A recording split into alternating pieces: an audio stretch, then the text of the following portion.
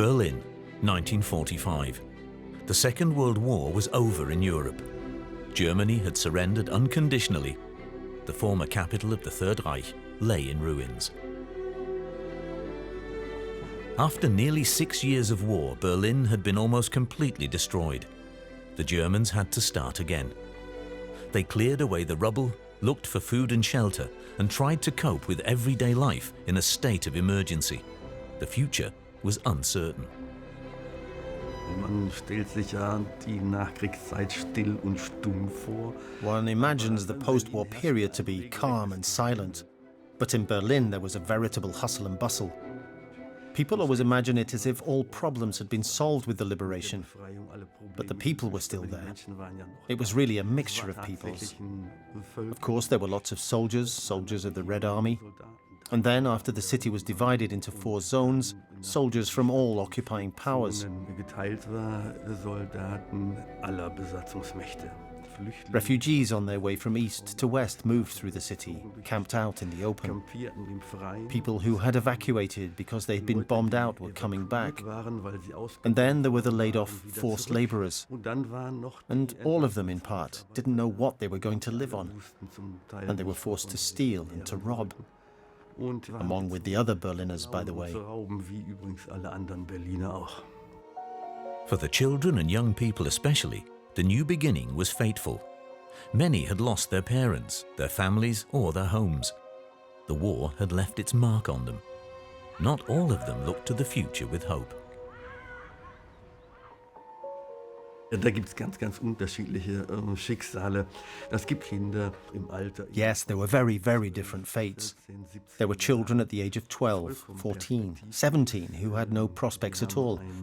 They had seen an empire fall, a value system collapse. They had believed in Hitler, and now all of that had broken down. An Hitler geglaubt und das ist nun alles kaputt gegangen. These young people were experiencing a real identity crisis, and they were looking for new orientation. And some of them found it among themselves. There were these gangs where people really got together and where they cooperated with each other and tried to survive in the urban wilderness. Werner Gladow, a teenager, gathered one of these gangs around him. The White Tie, as the gang called itself, soon became known in the city for its robberies of jewelry stores and patrol officers. Welche Straftaten haben Sie begangen? Bis jetzt sind 8 Raubüberfälle. Especially among us young people, they were really popular, yes. We took to them. They were doers.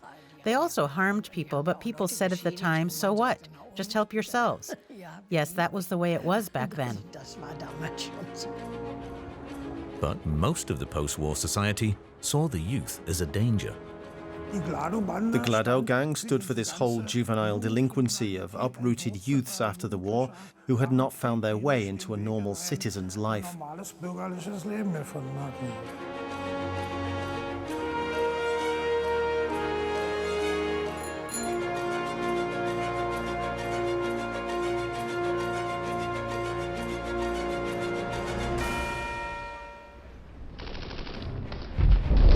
On April the 20th, 1945, the first Red Army units reached the city limits of Berlin.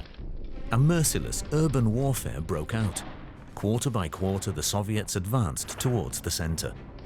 During the fighting, the Soviet commanders showed no consideration for their own soldiers or for civilians. The losses of the Red Army were terrible. Tens of thousands died during the slaughter, which lasted almost 2 weeks. The Germans also paid an enormous blood toll. Exactly how many people lost their lives in Hitler's capital is unknown.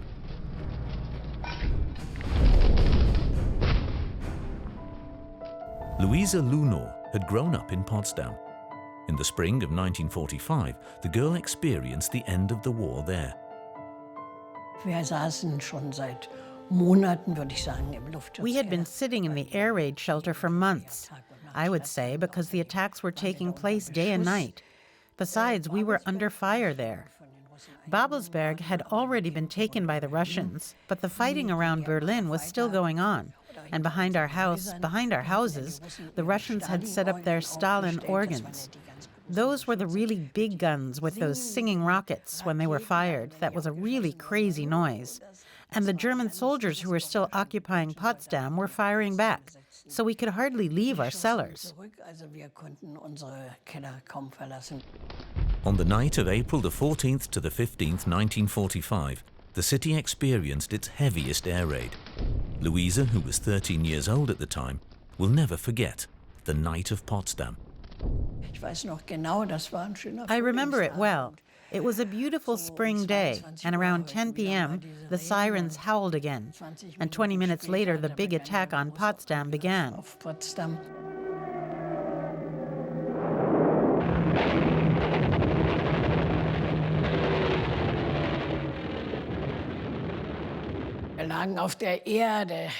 And we were lying on the ground, a blanket over our heads. My mother had us in her arms, and it was just terrible. The floor went up and down as if on the high seas. The chimney flap fell on one. Our neighbors screamed, "My beds, my beds!" It was the plaster falling from the walls and ceilings. We didn't even know if our house had been hit too. But after 20 minutes, the attack was over. And then we went out very carefully. Our house was still standing, but everything was covered with window splinters, with plaster. Everything had fallen down from everywhere. From the windows, we looked at the burning city, and that was already very bad. The situation in Berlin was also coming to a head. The city was surrounded. The Red Army soldiers fought their way inexorably through the outskirts towards the government district. There was no escape for the inhabitants. The German defenders no longer had much resistance to offer. So we had the artillery of the Soviets shelling the inner city, storming it. Then came the tanks with the infantry, and on the German side, yes, there wasn't too much left. There were still some combat troops, SS troops, more marauding than defending. And then Goebbels, as Gauleiter of Berlin, was appointed Reich Defense Commissioner at the end, and then stamped out the last young people and old people, a Volkssturm, so to speak. Since the fall of 1944, children and old people had been the last contingent of the Nazi regime whose dictator was now dragging them down with him. Hitler comes out of his bunker, bloated as he then was, and pats some Hitler boys in the Reich Chancellery garden, who then, of course, have to serve as cannon fodder later. Their leader would take his own life in a few weeks, leaving the Germans to their fate. In the house-to-house combat, the defenders faced Soviet superiority in a lost cause. The resistance of the German troops visibly weakened. On May the 2nd, Berlin capitulated. Among the prisoners of war, the Soviets also found countless traumatized youths. The young people who were drafted at the end of the final battle for Berlin and supported the Volkssturm were, of course, also very fanatical in some cases. They were educated in the Hitler Youth to become fanatical National Socialists. And now, while they were still children, they were also given weapons. Of course, this could also develop into a major problem in the post-war period, because many of them simply didn't get their act together. Young men who learned how to handle weapons in the World War, but lost respect for life in the process. You can certainly diagnose that in Gladow as well. Werner Gladow was also involved in the last battles in Berlin as a Hitler Youth. The war that shaped his life was lost. On the 8th of May, 1945, the boy turned 14. It was the day when the surrender of the Third Reich came into force. In Berlin-Karlshorst, Field Marshal Wilhelm Keitel, the head of the Supreme Command of the Wehrmacht, signed the unconditional surrender. The Third Reich was history. Days earlier, in some neighborhoods and suburbs of Berlin, residents had already recognized the signs of the times and raised white flags. And then suddenly there was silence. Then it really went round like wildfire. The war is over, it's peace. But not that there was any rejoicing or anything, no. Everyone was just incredibly relieved and incredibly happy that it was over, that the war was over, that the bombs were no longer falling, that you could go back into your apartments, even if they were largely uncomfortable. There were no windows in them anymore, and there was no water. You had to stand in line at the pump downstairs. There were tens of people standing there. Then you had to stand in line for hours for water at the pump. And there was also no light or anything like that. That was all. Everything was broken. But that was not so crucial. We were happy. We still had the four walls, even though there were no windows inside or anything. But we could live in our apartment. People had been left with nothing. Getting the next meal on the plate was already a challenge. Berliners could hardly get firewood or food legally, but those who wanted to survive knew no rules. The regulations of the new Allied military government were often ignored.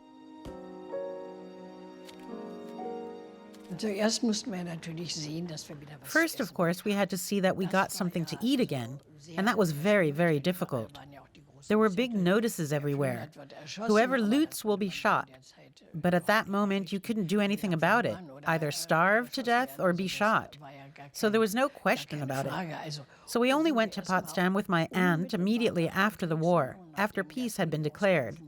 And there was an emergency bridge next to the one that had been destroyed. And there, I remember, in front of us, there lay a young dead soldier. And no one paid any attention to him. Everybody passed by and so on. That made a huge impression on me. Why doesn't anyone take him away? Why doesn't anyone cover him up? That was a very, very bad, terrible experience for me.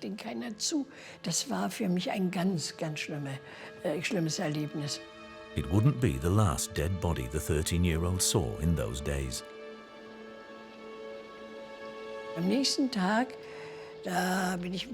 The next day I went to my aunt in the forest of Steinstücken on the Berlin-Potsdam border, where the last big battles had taken place. And there were still all the dead German soldiers, still sitting or lying there. There were hundreds, still there.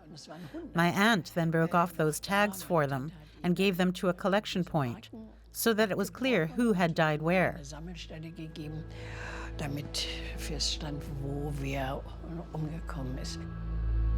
These are impressions that would stay with the girl throughout her life.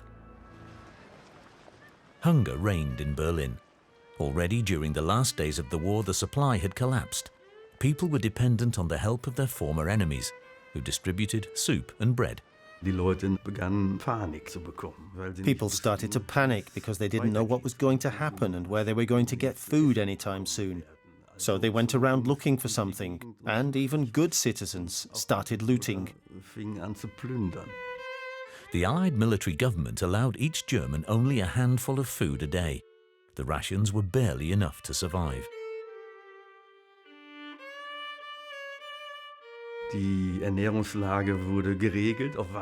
food situation was regulated, at an insanely bad level, but it was regulated over time. There were ration cards. You had to queue endlessly. You didn't get really full from it, but it was halfway.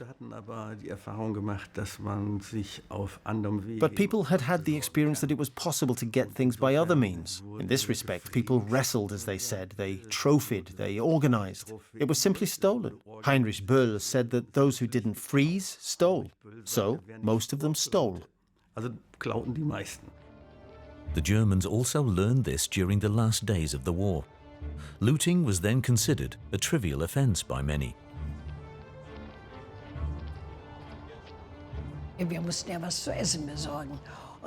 We had to get something to eat, so I walked with my mother, my aunt, and cousin to the Berg Brewery, where there was a big warehouse with canned goods, meat and soups and vegetables, fruit and so on.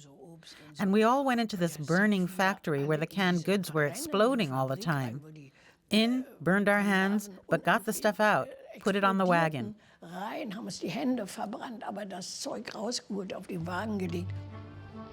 Inhibitions were collapsing. Train stations, warehouses and factories became the preferred target of looters. What you didn't need yourself was always good for bartering on the black market. Es gab eine Zeitung damals, 47, die hatten mal... And there was a newspaper at that time, 1947, which once calculated what a normal family could get away with in terms of criminal offences. That added up to 12 years in prison for a family of 4. That means that almost every family, had there been proper law enforcement agencies, would have had 1 foot in jail, because they did all kinds of things that were not legal. Even trading on the black market was illegal. So anything that couldn't be obtained by ration cards was illegal. Alles, was nicht per Lebensmittelkarte zu bekommen war, das war illegal. The black market was part of the everyday street scene in every major city. A radical reorganization of their society was happening at this time. But not everyone could cope with the drastic change in values. Was in normalen Zeiten wertvoll What was valuable in normal times was now worth nothing, because starvation was much more painful than not having a camera. keine Kamera mehr zu besitzen. Und deshalb hat man beispielsweise People dragged the inherited family silver to the black market and traded it in. The problem was, at first you thought you'd made a good deal, but as soon as you'd eaten your fill, suddenly you felt very, very sorry for the loss of the family's silver or the camera, and you felt cheated.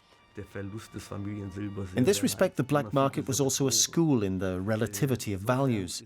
It was a kind of citizenship school in which the Germans discovered how complex life was and how relative the value system could be. Indem die Deutschen gemerkt haben, wie komplex das Leben ist und wie relativ. And they learned mistrust and knowledge of human nature, because nothing was more important on the black market than a profound knowledge of human nature.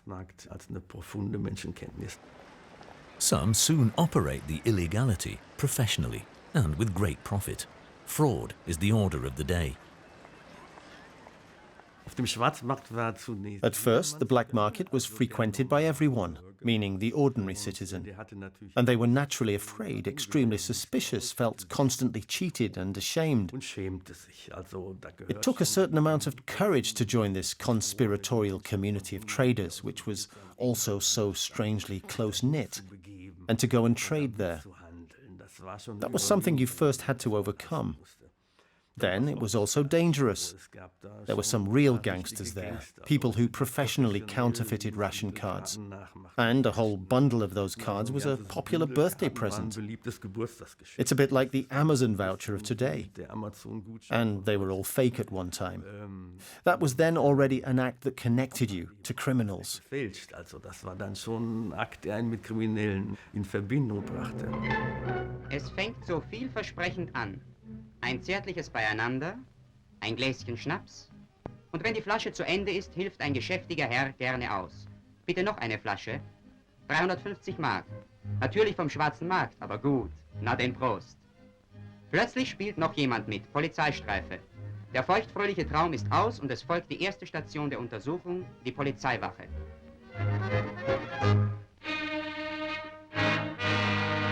Die Fäden führen vom schwarzen Markt zu einer der zahlreichen geheimen Brennereien, in denen nach unergründlichen Rezepten irgendwelche Liköre und Schnäpse hergestellt werden.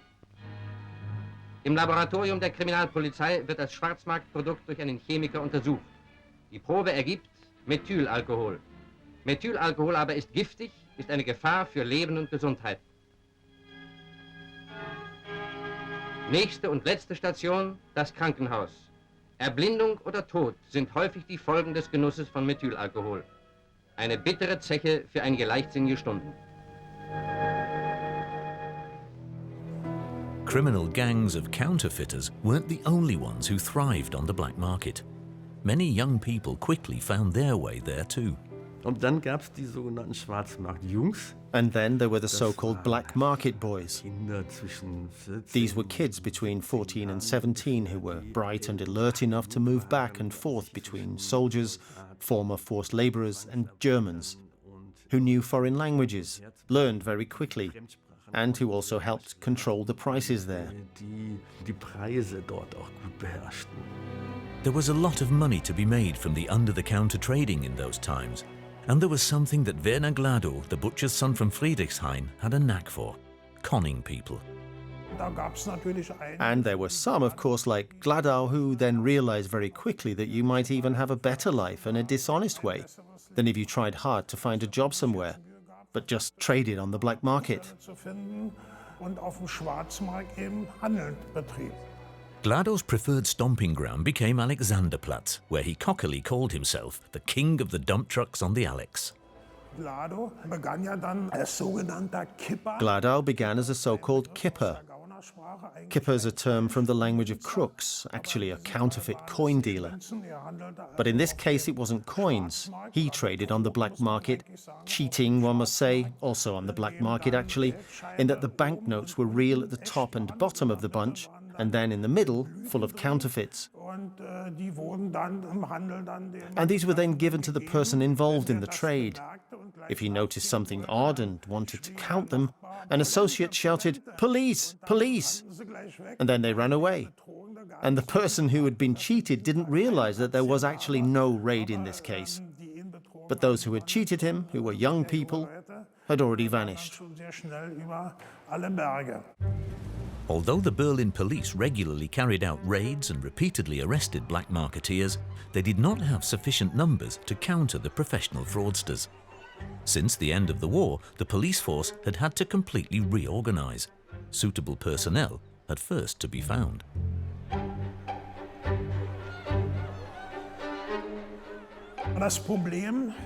The problem was, of course, that we had almost exclusively police officers who had just entered the profession. Because denazification meant, of course, that policemen who had been in the police during the Nazi era, even in the Wehrmacht, were not hired.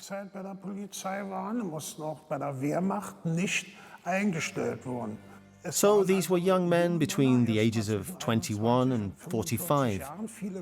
Many joined the police because if they were in the police field service, they got ration card number 1. That was, of course, an important thing for survival then. They were not necessarily people motivated for the police service, joining out of idealism, but coming for reasons of survival first. So, unfortunately, we had a lot of clueless people in the police force in terms of police expertise. It improved again, but very slowly. The equipment available to the regulatory power in the young democracy was also sparse. Its opponents were often much better equipped. They had only one truncheon. The policemen used to call it a chair leg. But there were many youth gangs and gangsters on the road. The armament situation was still very strong. Weapons were often picked up in the ruins. This then led to the situation where there were lots of dead policemen who had had nothing with which to oppose the armed gangsters except their truncheons. Vor dem obersten amerikanischen Militärgericht hatte sich der 17-jährige Wilfried Helm wegen Doppelmordes zu verantworten. Helm, der bereits 7-mal vorbestraft ist, ermordete während einer Autofahrt einen amerikanischen Untersuchungsbeamten und einen deutschen Kriminalbeamten durch Revolverschüsse, nur um sich einer 90-tägigen Haft zu entziehen. Vom Anklagevertreter verhört, schildert Helm den Hergang der Tat. Er hatte vom Rücksitz des Wagens aus mit gefesselten Händen unbemerkt die Aktentasche des deutschen Beamten zu sich herangezogen und darin einen Revolver gefunden. Ich habe ihn rausgerissen. I pulled it out. Mich aufrecht hingesetzt. And then I sat upright. Abgeschossen. And then I fired. Medizinische Gutachten ergaben, dass Helm voll zurechnungsfähig ist. Er hat die Mentalität eines Erwachsenen und ist für die Mordtat in vollem Umfange verantwortlich. Er sagte selbst aus: Ich wollte entweder die beiden Beamten schwer verletzen oder töten. Helm was sentenced to death, but 6 months later, this was commuted to life imprisonment. Where 17-year-olds became murderers, police officers had to regain their authority, despite less than respectable outfits. A statistic from the time shows that even 1 year after the war had ended, they were still in considerable need. First of all, in 1945, there was no uniform at all. So they wore some sort of civilian clothing, which mostly didn't look very neat. And then there was an order that, first of all, the old uniforms, the green uniforms, which existed during the Nazi police from 1936, were then allowed to be worn. However, the national emblems had to be taken off. Some wore regular trousers and the green uniform. Not everyone had a helmet. So the situation for the policemen only slowly improved in the course of the year 1946, until they had everything they needed in terms of uniform parts. Despite the omnipresent shortage, the population's hunger for life had not dried up. In August 1946, for example, up to 30,000 visitors flocked to the Wannsee Lido on some Sundays. The Lido of Berlin attracted many young people with its more beautiful side of life. Of course, one always imagines the post-war period to be tremendously, cruelly depressing, which, to a large extent, it was, of course. On the other hand, you were glad to have escaped, and you really had every reason to celebrate that you were still alive. And that's what you did. So the joy of living and the frustration were very close together. The misery and the joy of having survived were almost conditional upon each other. People really went to town, and there was a real dance rage after the war. In Berlin, immediately after the end of the war, that is from May 1945, there were already 60 regular dance clubs, as one might call them today, where people went dancing, and really did it day after day. Many young people were particularly taken with the American lifestyle. Legendary in this respect were the German Fräuleins. The relationship between German women and Allied soldiers is very much reduced to the material factor. The material did play a big role, but of course it wasn't just that. Many of these young girls had simply had enough of being German. They had had enough of parents who were clicking their heels together in front of the Allies and at the same time still clung to the old Nazi ideas. They were fascinated by the soldiers, but also by the different way of life. And there was a lot of cultural curiosity about the foreign. And you always talk about the long road to the west. And these Fräuleins, they took the long way west first, full of curiosity. And they walked this path with their whole being. Whether the road for the Germans in the future led to the east or west would be decided by the victorious powers of the Second World War. In July 1945, Truman, Stalin and Churchill were still presenting a united front at the Potsdam Conference. But behind the scenes, the Iron Curtain was already emerging, which would soon divide Germany and Europe. When this big conference took place in Sizilienhof, which we definitely witnessed, because parts of Babelsberg, Griebnitzsee were closed off, as all the villas for Truman and Stalin and for all those people were located there. And then we had the great misfortune that Germany was divided into 4 zones. And we came, even though we lived directly on the border of West Berlin, into the eastern part. And so we had already drawn the short straw in a way. I have to say that. Und damit hatten wir schon ein bisschen das Schlechtere losgezogen, das muss ich sagen. The eastern parts of Berlin had been assigned to the Soviet sector. Initially, the transitions between the sectors were open, but it would not stay that way. Soon, Berlin was again a front-line city in the Cold War. Relations in the last weeks of the war and in the first post-war months were relatively cordial between the occupying powers. That changed rapidly in the course of the Cold War, which picked up speed enormously. For the Germans, this was sometimes threatening, especially in Berlin. The situation at the sector borders was often very tense. When the Western Allies decided to introduce a new currency to get Germany's economy moving again, the Soviet Union objected. The Deutsche Mark was introduced anyway, except in the eastern zone. After years of shortages, the shop windows in the western sectors were soon overflowing with goods that Germans had been deprived of for years.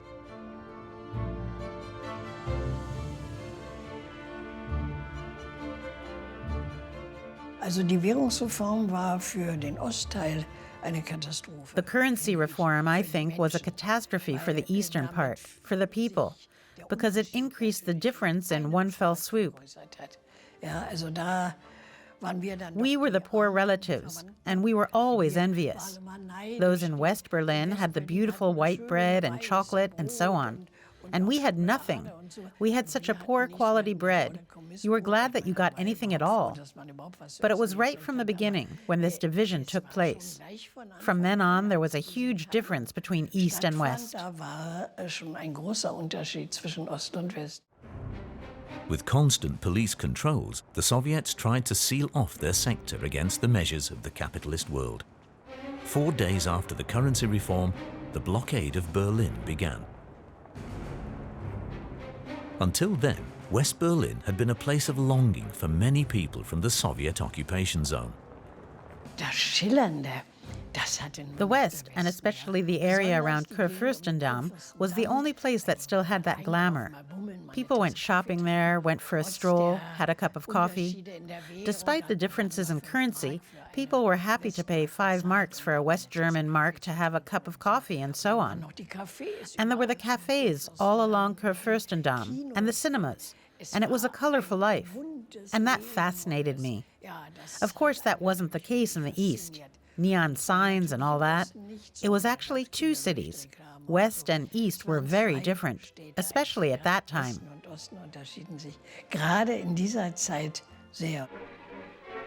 Berlin in diesen Tagen und Wochen kämpft gegen eine Krise gigantischen Ausmaßes. Nach der Währungsreform in den Westzonen und den sowjetrussischen Gegenmaßnahmen für die Ostzone und Berlin erfüllte zunächst Unsicherheit und Sorge die Stadt. Die Ungewissheit steigerte sich zu drohender Gefahr, als die Russen die Zufuhren nach den westlichen Sektoren sperrten. Über 2 Millionen Menschen wurden von Sowjetrussland Hunger und Not ausgesetzt, um politische Vorteile gegenüber den westlichen Alliierten zu erlangen. Dieses Vorgehen wurde mit sofortigen Gegenmaßnahmen Amerikas und Englands beantwortet. This response consisted of supplying West Berliners via the airlift. Thanks to the tireless efforts of their pilots, the American and British occupiers became their protectors in the eyes of the Germans. Stalin's calculation to play off the Western Allies and drive them out of Berlin failed. Tensions promptly arose at the borders between sectors. Police cooperation on both sides was practically non-existent. In the beginning, the sector borders were drawn on the street with a chalk line, but there were a couple of posts that also checked you from time to time. And in the Soviet occupation zone, things were relatively arbitrary. If you were suspected of black market activities, you were arrested and not allowed to cross the border again. For the criminals and the youth gangs, the sector border had an enormous advantage. If you were being pursued and were close enough to the border, you could simply slip across and then escape capture.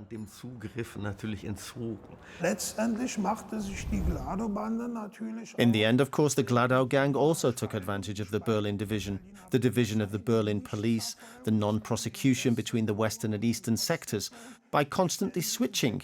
Here I commit the crime, there I leave, or vice versa. Soon, Werner Gladow was no longer satisfied with instigating black market scams. He dreamt of bigger deeds in the style of American gangster mobs. Werner Gladow was still very young when he began his criminal career in the immediate post-war period. Then we also had youth prison in the Plötze, that is, in Plötzensee. And that's where he met his partner, Werner Papke, whose nickname was Zoni, also yet a minor. And he still had 2 pistols at home. And so they decided to undertake their first robberies.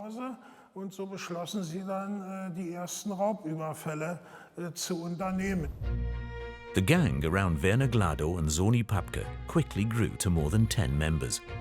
Jewelers, photo stores, and even banks were robbed. Cars were stolen. There were shootouts. Even restaurants weren't safe from the self-appointed gangsters.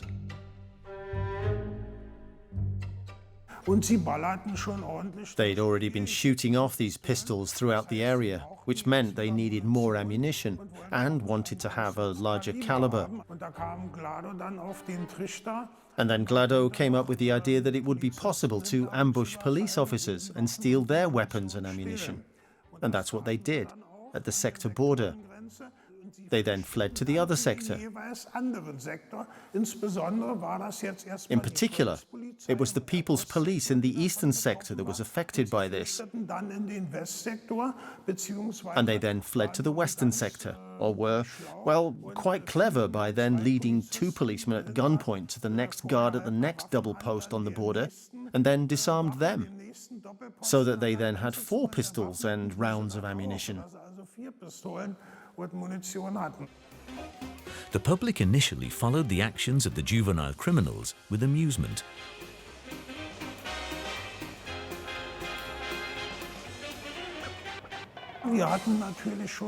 Of course, we already had a number of daily newspapers and tabloids again, so the population could read, aha, police officers have been disarmed again by some criminals. Well, they have chutzpah. And since the policemen were unpopular, people said, well, they're great, those guys, what they're doing. Ja, solange man nicht selbst zum Opfer wird. As long as you didn't become a victim yourself, it was easy to think they're great. There was a certain fascination and a hint of adventure. And, well, they also brought with them the determination to survive in this lawless state, this anarchy, which broke out in Germany for a few months, post-war months, which you simply needed there. Ein paar Monate, Nachkriegsmonate in Deutschland ausbrach, die man da einfach brauchte. And those guys, of course, really impressed us. We thought they were great. First of all, they were dressed crazy with their suits and the white ties, and sometimes hats and stuff. And we followed them very closely, except when it came to the murders. That's when things started to change somehow. You weren't so much on their side anymore. On May the 11th, 1949, the gang stole a cab. The driver, Eduard Alter, was thrown out of the car by Werner Gladow, known as the Little Doctor. He didn't seem to care about human life. He bled to death, his lungs were shot through and his aorta was shredded, and Gladow and his men threw him out of the car. In that case, where of course there were people injured or even dead, there, of course, the opinion of the population changed. The gang's robberies became more and more breakneck. There were more and more casualties and even more deaths. The search for Werner Gladow and his accomplices was now on. Gladow always liked to shoot very quickly. It has to be said as well that it's a miracle there weren't more deaths. He became more and more megalomaniac, actually more and more careless, of course, so that after 1949, robberies were happening almost weekly, villas broken into. Victims were sometimes tortured into revealing their hiding places. Then some of the gang broke away, saying, "He's crazy, that boy. This is too hot for us." Eventually, the East Berlin police caught several members of the gang. The wife of one of those arrested finally revealed Werner Gladow's address in Berlin-Friedrichshain to the CID. They really wanted to get Werner Gladow now. A team of 5 detectives was put together to arrest him. And this arrest failed terribly at first. There was an hour-long chaotic shootout between these 5 police officers and Gladow, who shot at them with 2 pistols, shot from the balcony, and then suffered high blood loss due to a bullet in the thigh and one in the neck, and then fainted. And then he could be arrested.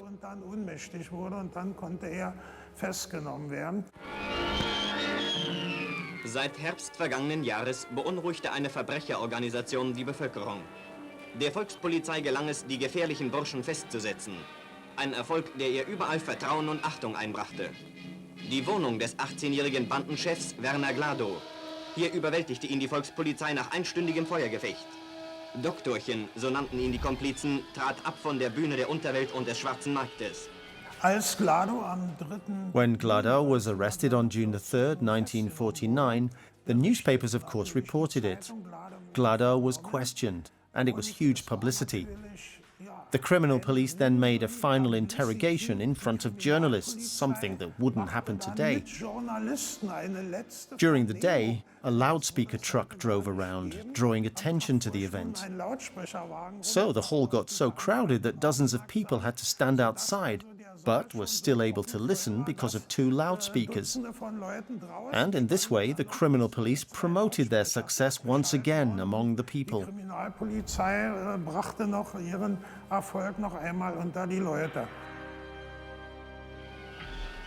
Im Polizeipräsidium am Alexanderplatz sind wir Augenzeuge einer Vernehmung.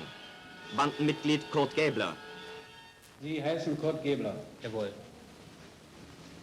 Sagen Sie, warum habt ihr den Chauffeur Alter unter den Linden erschossen und den Wagen geraubt? Doktor beabsichtigte seit mehreren Tagen, in der Gardag die Kasse zu berauben. Gäbler, sagen Sie, welche weiteren Pläne hatte Doktor schon mit seiner Bande überhaupt noch beabsichtigt, beziehungsweise welche Pläne wollte er noch durchführen?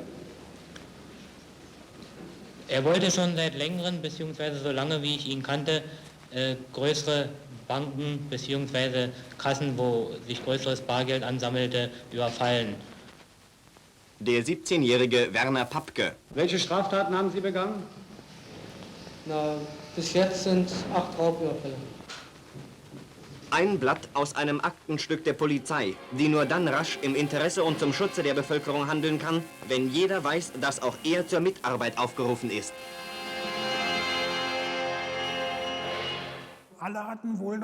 Everyone probably expected that they'd receive a heavy prison sentence.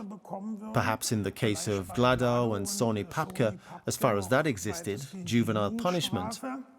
So he did not expect to be sentenced to death. In the western sectors and in West Germany, this was no longer customary, because the Basic Law came into force on May 23, 1949, and the death penalty had been abolished. But in the eastern sector, they wanted to make an example. The East Berlin judges refused to review the death sentences. On November the 10th, 1950, Werner Gladow died under the guillotine at the age of 19. In addition to him, Kurt Gäbler and another gang member were executed on that day.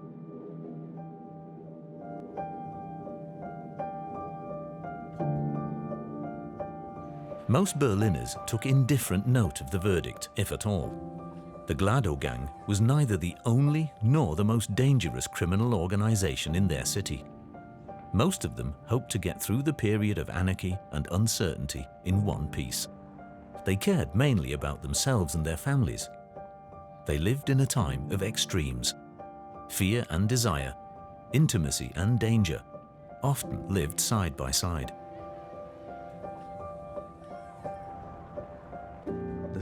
There were a lot of psychologically destroyed figures who the war or the forced labor situation had robbed of all empathy, and a lot of brutality among their contemporaries, because people were hungry, feral. People were afraid of each other, but they also needed each other.